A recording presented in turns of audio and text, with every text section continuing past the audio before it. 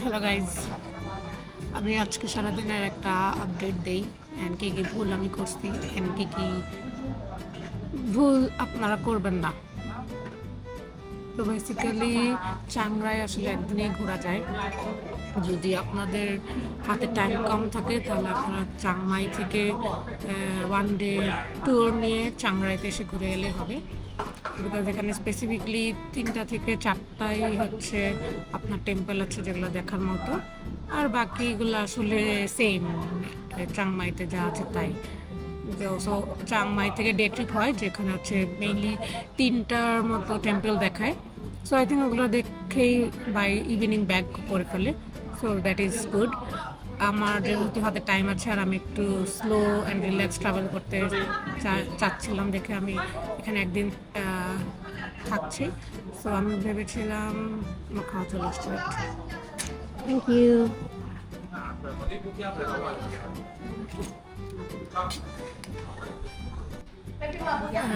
আচ্ছা, যেখানে ছিলাম আমার অনেক টাইম আছে দেখে আমি আপনার 2 দিন থাকবো ভাবছিলাম, কিন্তু আজকে যেহেতু আমার হাফ দেখা শেষ, আমার খালি হোয়াইট টেম্পলে দেখা বাকি। তো আমি চিন্তা করলাম যে 2 রাত না থেকে আমি 1 রাত প্লাস হাফ ডে থাকি। তো আমি আজকেই আসছি সকালে, এই 10:30টার সময় এখানে পৌঁছাইছি, সকাল 7:15 বাস নিয়ে। দেন আমি এখনও হোস্টেলে চেক ইন করছি, কিন্তু এখনও রুম পাইনি, কারণ রুম হচ্ছে 2টার সময় নেয়।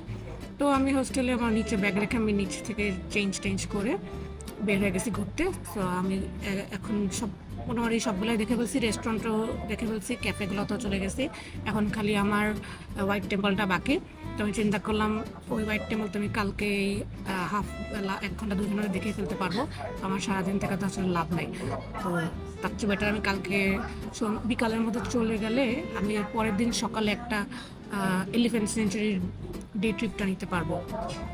তাই আমি আসলে কালকে 6টার সময়, সন্ধ্যা 6টায় আমি বাসের টিকিট বুক করে ফেলেছি। বিকজ এখানে আসলে টিকিটগুলো অনেক তাড়াতাড়ি চলে যায়, অ্যাভেলেবেল না, বিকজ এখন ওদের হলিডে সিজন চলছে, তো এর জন্য। তো আমি কালকে কালকে বিকাল 6টার সময় চাংমাই থেকে চাংমাইতে চলে যাব। তারপরে এর পরের দিন হচ্ছে সানডে 12 তারিখ। আমি সকালবেলা হচ্ছে একটা ডে ট্রিপ বুক করে দিব।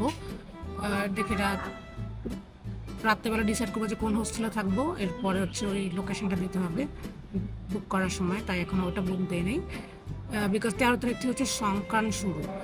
তো আমি আসলে এত চান্স নিতে চাচ্ছিলাম না যে সংক্রান্তের টাইমে রাস্তাঘাটে অনেক ট্রাফিক থাকবে, ভিড় থাকবে। বাট দে সেড যে তারা সংক্রান্তে হচ্ছে অ্যাক্টিভ আছে।